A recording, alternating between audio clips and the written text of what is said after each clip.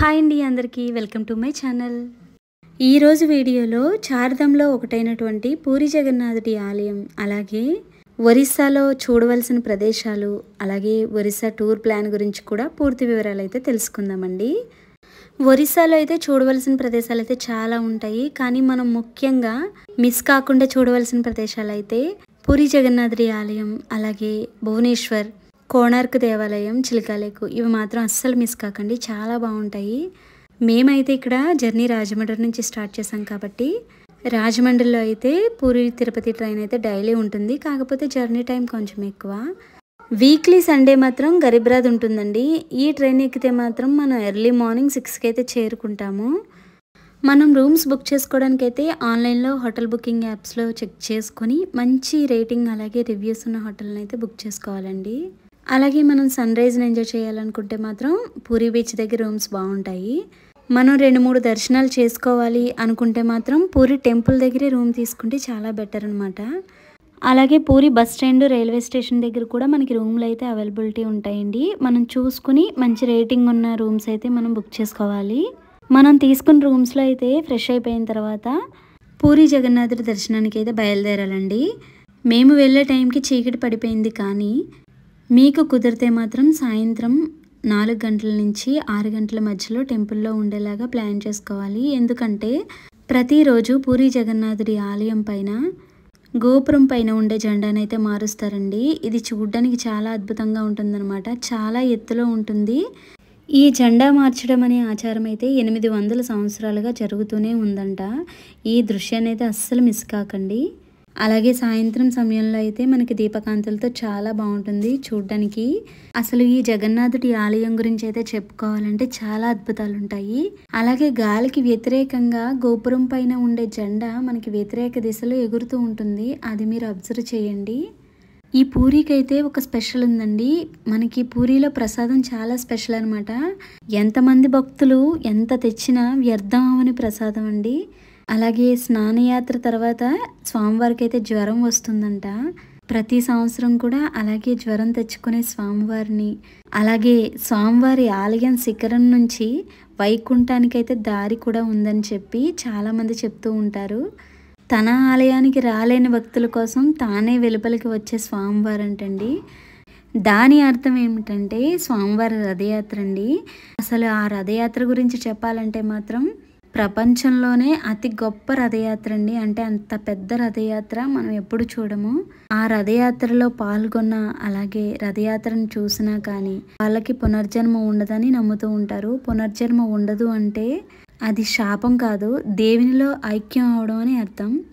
ఇలా ఒక్కటి కాదండి, పూరి జగన్నాథుడి ఆలయం గురించి చెప్పుకోవాలంటే చాలా మంచి విశేషాలు అయితే ఉంటాయి.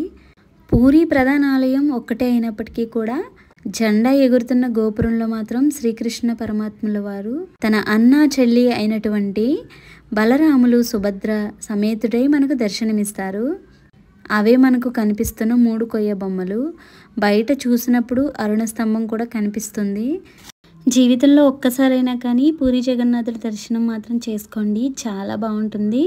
రథయాత్రలో పాల్గొనడం మాత్రం ఒక అదృష్టంగానే భావించాలి. గుడి దర్శనం అయిపోయిన తర్వాత బయటకు వచ్చిన తర్వాత ఇలా చిన్న చిన్న వస్తువులు అయితే మనకి కనిపిస్తూ ఉంటాయి. పూరి బీచ్ దగ్గర కాబట్టి మనకి గవ్వలు, అలాగే సముద్రంలో దొరికే వస్తువులతో మనకి చిన్న చిన్న బొమ్మలు అయితే తయారు చేస్తారు. అవి చూడడానికి చాలా బాగుంటాయి. అలాగే పూరి దర్శనం అయిపోయిన తర్వాత రెండవ రోజు భువనేశ్వర్ అయితే చేరుకుంటాము. ఈ భువనేశ్వర్ చేరుకోవాలంటే పూరికి 43 కిలోమీటర్ల దూరంలో Khurda road junction railway station ఉంటుంది. అక్కడికి వెళ్తే మనకి భువనేశ్వర్ వెళ్ళే ప్రతి ట్రైన్ కూడా మనకి అక్కడ ఆగుతుంది. లేదు ప్రైవేట్ వెహికల్ మనం రూమ్ నుంచే మాట్లాడుకోవచ్చు, అలా అయినా మనం భువనేశ్వర్ చేరుకోవచ్చండి.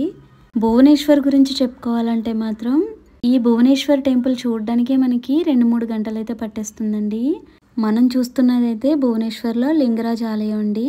ఈ ఆలయం పూర్తిగా చూడడానికైతే 1 నుంచి 2 గంటల సమయం పడుతుంది.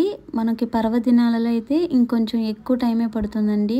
ఈ ఆలయం లోపలైతే 108 శివలింగాలు ఉన్న ఉప ఆలయాలు అయితే ఉంటాయి. ప్రధాన ఆలయంలో శివలింగం చాలా పెద్దదిగా ఉంటుంది. రథం చూసారు కదా, మనకి బయట అయితే మనకి ఇలా కనిపిస్తుంది. బయట గుడి బయట అయితే మనకి ఈ విధంగా ఉంటుందండి. మనకి ఇక్కడ కెమెరా అలౌ చేయరు కాబట్టి లోపలికైతే వీడియో తీయడం అస్సలు అవ్వలేదండి. గుడి పైన ఎక్కువగా మనకి ఇలా ఏరోప్లేన్స్ అవి కనిపిస్తూ ఉంటాయి. గుడి బయట వాతావరణం అయితే ఈ విధంగా ఉంటుందండి. పూరీ జగన్నాథుడి ఆలయం గురించి అయితే ఒక విషయం మర్చిపోయానండి. ఇప్పటికీ కూడా శ్రీకృష్ణుల వారి గుండె పూరీ జగన్నాథుడి ఆలయంలో ఉంటుందని ఇప్పటికీ కూడా గట్టి నమ్మకం అండి. మనకి కొయ్య బొమ్మలు ఉంటాయి, చెక్క కొయ్య బొమ్మలు శ్రీకృష్ణుల వారివి. అక్కడే శ్రీకృష్ణుల వారి గుండె కూడా ఉంటుందని అందరికీ ఖచ్చితమైన నమ్మకం అన్నమాట. దాని గురించి ప్రజెంట్ మనం చాలానే వింటున్నాం కదండి మూవీస్లో. అలా ఈ భువనేశ్వర్ టెంపుల్లో బయట ఇలా చిన్న చిన్న టెంపుల్స్ అయితే మనకి కనిపిస్తూ ఉంటాయి. ఇదైతే మనకి ప్రధాన దేవాలయం అండి. ఎంట్రన్స్ ఇలా ఉంటుంది. మనం ఫోన్స్ అవన్నీ కూడా నాట్ అలౌడ్ అనమాట. బయటే వీళ్ళు బయట లాకర్స్లో పెట్టేసుకుని మనం లోపలికి వెళ్ళాలి. నాకు ఎప్పటి నుంచో ఒక చిన్న డౌట్ అండి. పెద్ద పెద్ద యూట్యూబర్స్ ఉంటారు కదా, వాళ్ళందరూ భువనేశ్వర్ కూడా లోపల మొత్తం వీడియో పెడతారు కదా, అది ఏ విధంగా అవైలబుల్ అవుతుంది? నేను అదే చూసి లోపలికి ఫోన్ పట్టుకెళ్దాం అనుకున్నాను, కానీ లోపలికైతే అలౌ చేయరని చెప్పారు. నాకు అది చిన్న డౌట్ ఉండిపోయిందండి. మీకు ఏమైనా తెలుసా దాని గురించి? మీకు తెలిస్తే కమెంట్ చేయండి. ఈ భువనేశ్వర్ అయితే మాత్రం బయట కూడా చాలా బాగుంటుంది. ఈ విగ్రహం అయితే చూడడానికి 2 కళ్ళు సరిపోవు. ఈ విగ్రహం మాత్రం చాలా నచ్చిందండి మాకు. అక్కడ చాలా సెల్ఫీలు, ఫొటోస్ తీసుకున్నారు వచ్చిన వాళ్ళందరూ కూడా. అలాగే భువనేశ్వర్ బయట కూడా లైటింగ్స్లో అయితే చాలా అందంగా కనిపించింది అనమాట నైట్ అయ్యే టైంకి. గుడి బయట ఆవరణలో ఉండే చిన్న చిన్న దేవాలయాలు అయితే చాలా కొత్తగా ఉన్నాయండి. అటు సైడ్ కాబట్టి మనకి చూడడానికి కొంచెం కొత్తగా అనిపిస్తుంది. అలాగే ఈ భువనేశ్వర్ గురించి చెప్పుకోవాలంటే చాలా చరిత్ర ఉంది. మనకి తెలిసిన దాంట్లో కొంచెం అయితే నేను చెప్తానండి. ఇక్కడ ఒక విశేషం అయితే ఉంటుందంట. అదేంటంటే విష్ణుకర్ర మాదిరిగా ఉండే ఒక రాతి పలక మీద సగభాగం వచ్చి విష్ణుమూర్తుల వారు, అలాగే మిగతా సగభాగం వచ్చి శివమూర్తుల వారుగాను వాళ్ళు నమ్ముతూ ఉంటారు. ఒకేసారి శివుడికి అలాగే విష్ణుమూర్తుల వారికి మనం పూజించే ఒక మంచి అనుభూతి అయితే మనకి ఇక్కడ కలుగుతుందండి. అంటే శివుడికి మారేడు దళాలతో పూజ చేస్తారు, అలాగే విష్ణుమూర్తికి తులసి దళాలతో పూజలు చేస్తూ ఉంటారనమాట. అదైతే చూడడానికి చాలా బాగుంటుంది. అలాగే గుడికి వచ్చిన భక్తులందరూ కూడా స్వయంగా ప్రతి ఒక్కరూ స్వామిని స్వయంగా తాకి ప్రార్థించుకోవచ్చండి. నిజంగా అంత మంచి అవకాశం అయితే మనకి దేవాలయంలో మనకి చాలా మంచి అవకాశం అయితే కలుగుతుందనమాట. ప్రతి సంవత్సరం అయితే చందనోత్సవం అలాగే రథోత్సవాలు అయితే చాలా ఘనంగా అలాగే అత్యంత వైభవంగా జరుగుతాయంటండి. పూరికి వచ్చిన వాళ్ళైతే భువనేశ్వర్ ఖచ్చితంగా చూస్తారు, చూడకుండా అయితే వాళ్ళు రిటర్న్ జర్నీ చేయరనమాట. ఇదండి భువనేశ్వర్. భువనేశ్వర్ నుంచి మనం నైట్ అలా సరదాగా బీచ్కి అయితే వెళ్ళామండి. పిల్లలందరూ కలిసి కొంచెం ఎంజాయ్ చేస్తారు కదా, అలా బీచ్కి వెళ్ళాం. బీచ్లో కొత్తగా అక్కడ తయారు చేసే బొమ్మలు అవన్నీ కూడా అలా అమ్ముతూ ఉన్నారు. అవైతే ఇంటి ముందు దిష్టికి కట్టుకుంటూ ఉంటారంటండి. కొబ్బరికాయే దానిపైన షెల్కి వాళ్ళు పెయింట్ వేస్తారనమాట. అది చాలా బాగుంది. అలాగే పిల్లలు ఎంటర్టైన్ అవ్వడానికి వంటలు, అలాగే మనకి చిన్న చిన్న వెహికల్స్ ఉంటాయి కదా వాళ్ళు రైడ్ చేయడానికి, అవి కూడా ఇక్కడ ఉంటాయి. చాలా ఎంజాయ్ చేస్తారు పిల్లలైతే. అలా పూరీ బీచ్ కూడా చూడడానికి చాలా బాగుంటుందండి. ఇక్కడ సముద్రం దగ్గర కాబట్టి సముద్రంలో ఉండే మనకి శంఖాలు అవి ఉంటాయి కదా, వాటితో చాలా మంచి మంచి బొమ్మలు తయారు చేసి అమ్ముతూ ఉన్నారనమాట ఇక్కడ. అవైతే ఖచ్చితంగా తీసుకుంటే మనకి మెమొరీగా ఉంటాయన్నమాట పూరికి గుర్తుగా.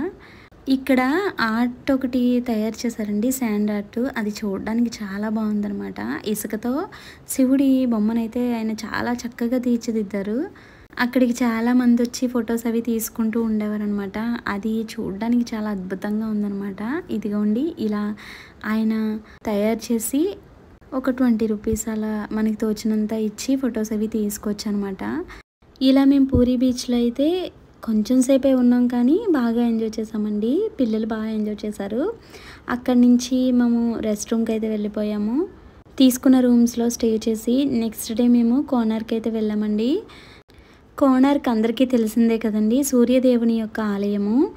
ఈ దేవాలయాన్ని చూడడానికైతే మనకి 2-3 గంటల టైం అయితే పడుతుందండి. ఆర్కిటెక్చర్ చాలా బాగుంటుంది. అప్పటి జీవన విధానాలు ఎలా ఉండేవి అనేది మనకి కళ్ళకు కట్టినట్టుగా చూపిస్తారు. అంటే మనం ఇప్పుడు ఫ్యాషన్ అనుకునే హెయిర్ స్టైల్స్ దగ్గర నుంచి హై హీల్ వరకు కూడా అప్పట్లోనే వాళ్ళు చూసేసారనమాట.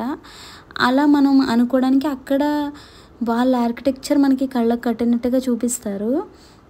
వాటిని చూసాకే మనకు అర్థమైపోతుంది. ఎందుకంటే మనం ఇప్పుడు ఫ్యాషన్ అనుకునేదాన్ని అప్పట్లో వాళ్ళు ఎప్పుడో చూసారని చెప్పి. ఈ ఆలయంలో సూర్యభగవానుడి విగ్రహాన్ని అయితే పైన కింద మ్యాగ్నెట్ పెట్టి గాలిలో పెడితే అది తేలుతూ ఉండేదట. అలా అక్కడ అప్పటి కాలంలోనే అప్పటి టెక్నాలజీ వాడి వాళ్ళు అంత చక్కగా సెట్ చేశారు. అలాగే వజ్ర వైడూర్యాలతో పొదిగి కాంతులు విరజిల్లుతూ ఉండేదట. అంటే ఈ సూర్య భగవానుడి యొక్క విగ్రహం చాలా కాంతులు విరజిల్లుతూ ఉండేదట. అంత చక్కగా అప్పట్లోనే వాళ్ళు అంత టెక్నాలజీ వాడారంటే చాలా గొప్ప విషయం కదండి. కొన్ని కారణాల చేత అయితే మెయిన్ టెంపుల్ ద్వారానైతే క్లోజ్ చేయడం అయితే జరిగిందంటండి. అది కూడా ఓపెన్ చేస్తారని గైడ్ చెప్పారు. అది ఎప్పుడో క్లారిటీగా తెలియదు కానీ ఓపెన్ అయితే చేస్తారంట. ఇలా కోనార్క్ టెంపుల్ అంతా అయిపోయిన తర్వాత చూడడం అయిపోయిన తర్వాత బయటకు వచ్చేటప్పుడు ఇలా మనకి గ్రహాలకు సంబంధించిన దోషాలు కూడా ఇక్కడ తీరుస్తూ ఉంటారండి. ఇక్కడే మనకి నవగ్రహ టెంపుల్ కూడా కనిపిస్తుంది. నవగ్రహాల పరిహారాలు జరుగుతూ ఉంటాయన్నమాట. ఎందుకంటే నవగ్రహాలు ఇక్కడ మూర్తి రూపంలో మనకి దర్శనమిస్తారు. అది చూడడానికి చాలా బాగుంటుందండి. మనం ఎక్కడ చూసుండము. ఒక కోనార్క్ టెంపుల్లోనే మూర్తి రూపంలో దర్శనమిస్తారు. మీరు ఖచ్చితంగా వెళ్ళినప్పుడు అక్కడ కూడా దర్శనం చేసుకోండి. అలాగే మేము అక్కడి నుంచి రిటర్న్ బయలుదేరిపోయేటప్పుడు దర్శనం చేసుకున్నాము. చాలా బాగుంటుంది టెంపుల్. అంటే మనం ఈ ఒరిస్సాలో చిన్న చిన్న టెంపుల్స్ చాలా ఉంటాయి చూడడానికి. అందులో భాగంగానే సాక్షి గోపాల్ టెంపుల్ కూడా వాళ్ళు చూపించారు. లోపల కూడా విగ్రహం చాలా బాగుంటుంది. నేను విగ్రహాన్ని కూడా వాళ్ళు వీడియో తీసుకొని ఇచ్చారండి.